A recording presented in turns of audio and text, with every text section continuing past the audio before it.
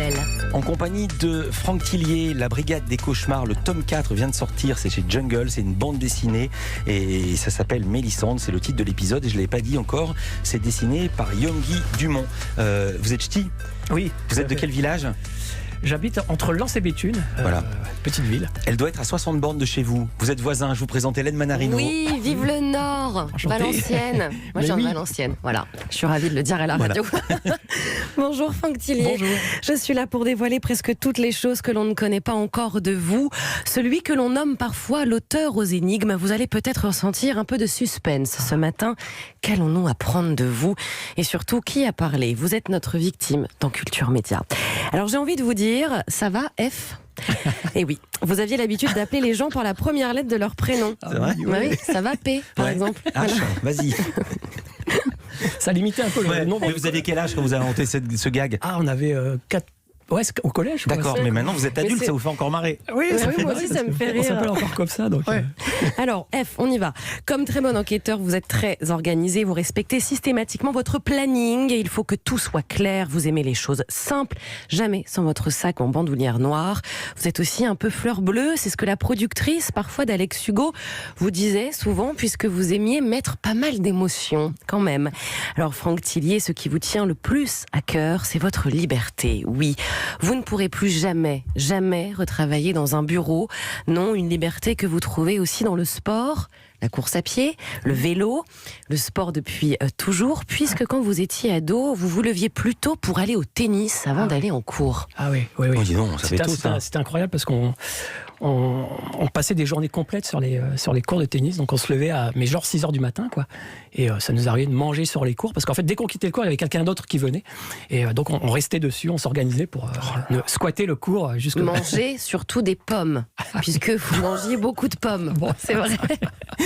Alors, une liberté dans les lieux aussi, le bord de mer, près de Calais, Berck, Merlimont, et puis une liberté qui vous emmène souvent ailleurs, en tournée, en dédicace, et puis parfois vous êtes confronté à quelques aléas, comme ce jour où vous deviez partir à Brive, la nuit, en train couchette, sauf que votre train a eu du retard, beaucoup de retard, donc votre train de nuit s'est transformé en train de jour, alors vous êtes resté allongé pendant 6 heures. Ah oui, mais le train de Brive, le train affrété pour le Cerf du Livre, il a cette particularité où il n'y a pas de place assise. Ouais.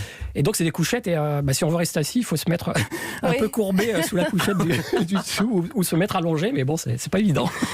Franck Tillier, liberté, oui, explorer, comprendre, décoder, vous avez soif d'apprendre en permanence.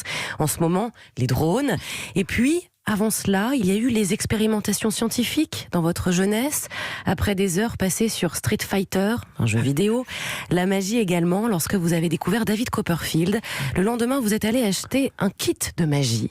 Vous faisiez des tours en famille, et ça marchait. Oui, d'ailleurs, je me suis remis pendant le confinement. En fait. Ah bon ?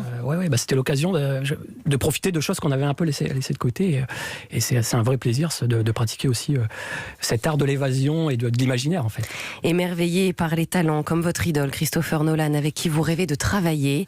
Vous aimez aussi analyser les séries comme Game of Thrones, Walking Dead. Ce qui vous fascine, comment le réalisateur a-t-il travaillé, aidé votre plus jeune âge devant les Stephen King ou encore le film Seven. Ouais. Alors Franck Tillier, ce n'est pas tout. Vous avez même tenté de vous glisser dans la peau de Bruce Lee.